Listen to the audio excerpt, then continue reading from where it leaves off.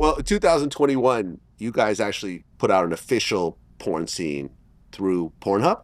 Mm-hmm. Yep, that was our first official production. Yeah, One of our only one, like the only one that we haven't made for ourselves. Yeah.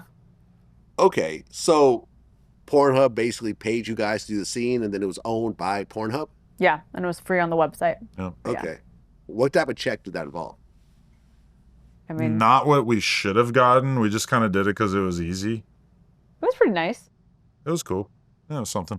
But in retrospect, it's like, it would have made way more sense if we just hired a camera guy, rented an Airbnb, and said, we're going to shoot this ourselves, sign up for OnlyFans to see it.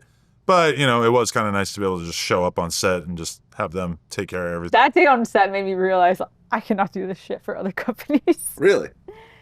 Yeah, it's like when we do a scene, we just do it all the way through, but it was like there was the acting portion and it's like, okay, do that part again. Okay, do that part again and do that part again. And like you're making all these crazy facial expressions. And then with us, it's like we fuck however we want to fuck. But with the directors, they're trained to get a few minutes of almost every position because they don't know what the viewer wants. And so they want to cater to all of these different people's needs. And they suggested I do pile driver. And I was like, oh my God. I am so not going to fuck up my neck for this. I mean, two notable things about that. Number one, the intent of the scene was supposed to be that I was doing a podcast with this other girl and that Lena was going to creep up and start going down on me while I was doing the podcast. Now, the problem was that the table was not tall enough for this.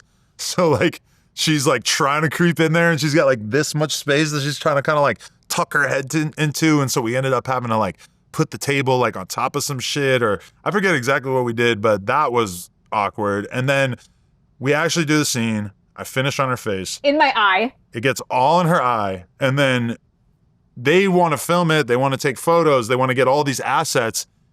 You can't clean it up off your eye. So she's got the fucking cum in her eye. It hurts really bad. And they're taking photos of it for, I don't know, 10, 15 minutes, like the longest 10, 15 minutes of your life. Day. And really I just remember like driving home afterwards and her eye was all fucked up and red and she was just like borderline crying. She was so upset about, really it was just her eye. Like that, it wouldn't have been that bad if it wasn't for the eye. But it's like you get really spoiled when you shoot for yourself on your iPhone and then you go to a set and, you know, at the time I'd barely done any sort of production. So I don't think I ate all day. It was just like, it's like 12-hour day or whatever. And you're doing what the director wants and you've never acted or whatever. It was a lot, but I'm glad we did it. And I'm glad that we didn't do it again. It just wouldn't, financially, it just wouldn't make any sense. Yeah. You know, it's like, why do the scene for the company for a few grand if you're gonna get to sell it on your own forever and ever and make way more than that?